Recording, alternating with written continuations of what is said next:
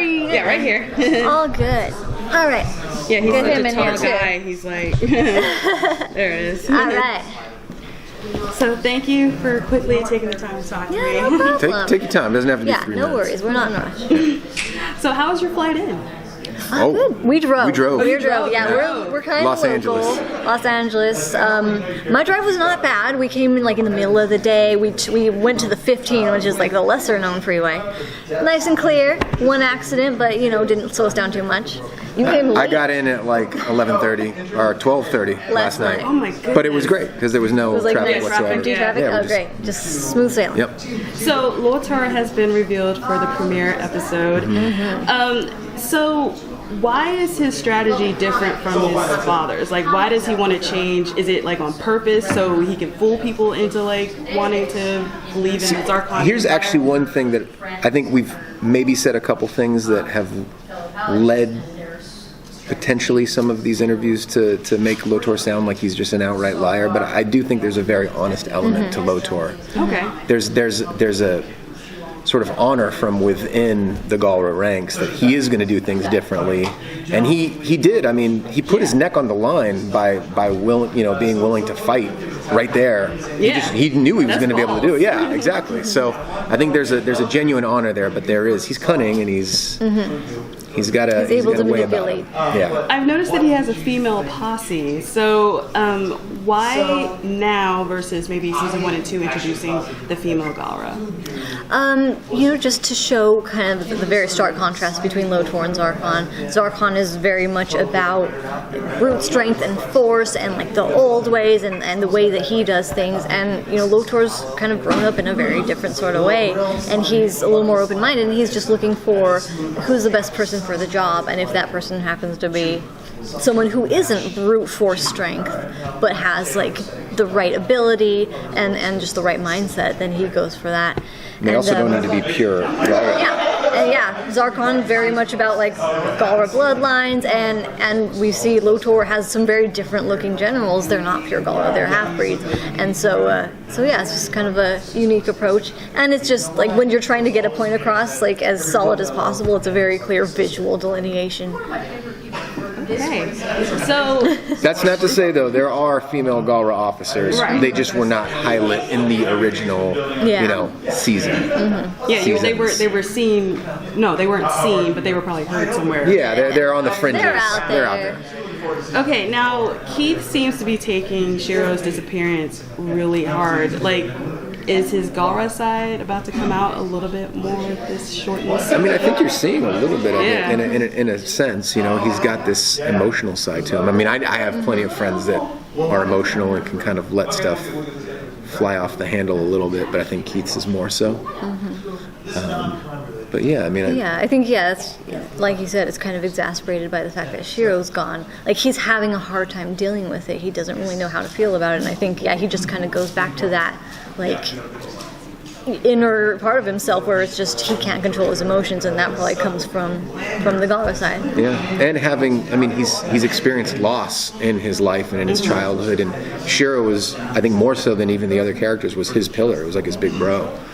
So he felt that loss, he feels that loss. I feel like there was a little tease. There seems to be shippers out there that want to ship Lance and Keith together.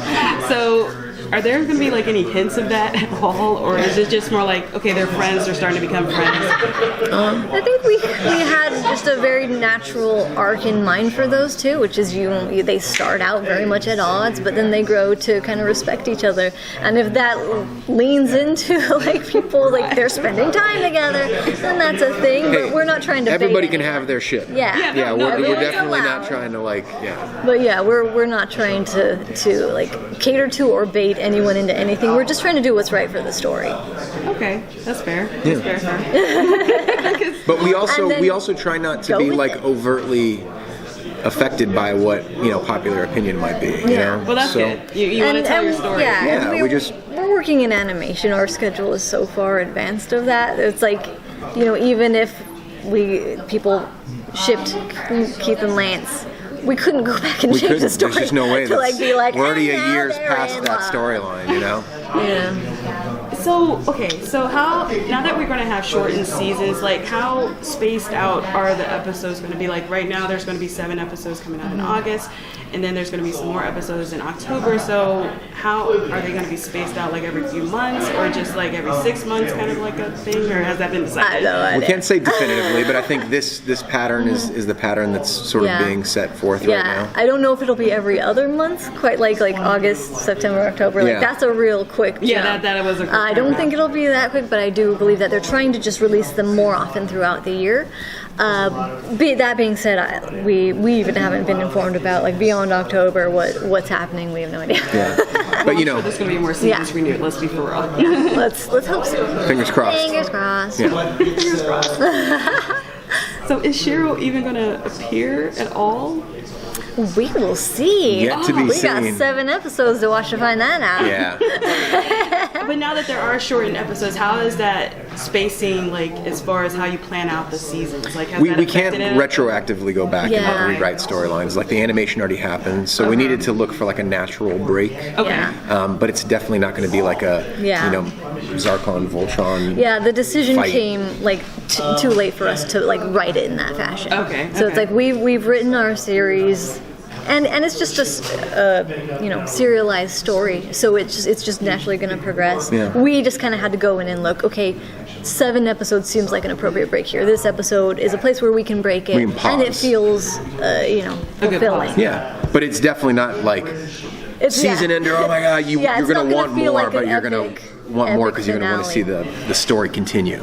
So okay, you just had your panel this morning. So and you saw the finished product, so to speak. When you're involved like so much into it, do you still like geek out, like just seeing, oh, this is awesome, I just made this, and it's just this environment gets never more than when we're watching it with the fans, because we're in our vacuum, we're watching it in small rooms with editors, with musicians, with all the people involved in the show, and sometimes you watch them so much that like you're focusing on other things. Exactly. You know, you stop focusing on what the real through line is. It's like, oh, that character in the background looks a little weird. Yeah, we're laughing at like stupid inside jokes of like, look at how dumb his leg looks when it kicks. And then like, but nobody laughs at that because they don't care. Yeah. They're not looking at like animation that we thought was wonky. Right. They're like laughing at legitimate jokes. And these are things that we've heard a million times. So no one in our room is laughing at the jokes anymore. Yeah. We're just like, oh yeah, that's funny.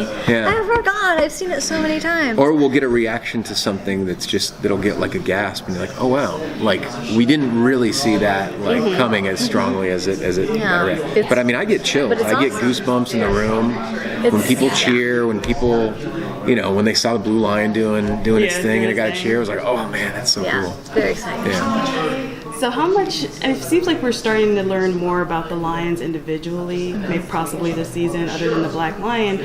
So how deep does their powers go? Like, is it just limitless at this point? I think it's limited by their pilot, by their paladin. Yeah. Okay. They're kind of as powerful as their paladin, as willing as their paladin is to bond with them and like go deep and unlock those powers. Then they can gain more powers. Yeah, I mean, I think it's very much that symbiotic relationship. So there's an ever-evolving nature to it, but there's also, at the end of the day, they're just kids piloting these massive robots. How far can they take themselves? There seems to be an inside joke about the brown lion. I've heard he, that. Like, make a cameo appearance? Never. No. It's going to remain a joke. It's funny poop joke. That's where it stays. Thank you, guys. Thank Thanks, you. everyone. Thank you. Thanks, everyone.